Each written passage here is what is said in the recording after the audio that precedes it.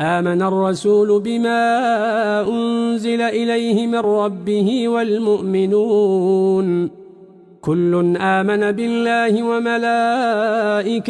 وكتبه ورسله لا نفرق بين أحد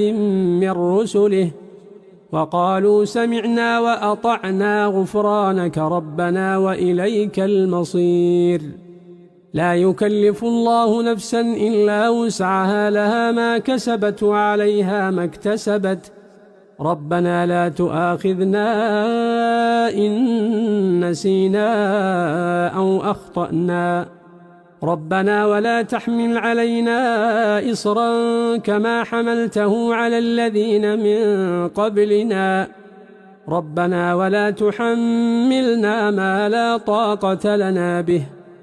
واعف عنا واغفر لنا وارحمنا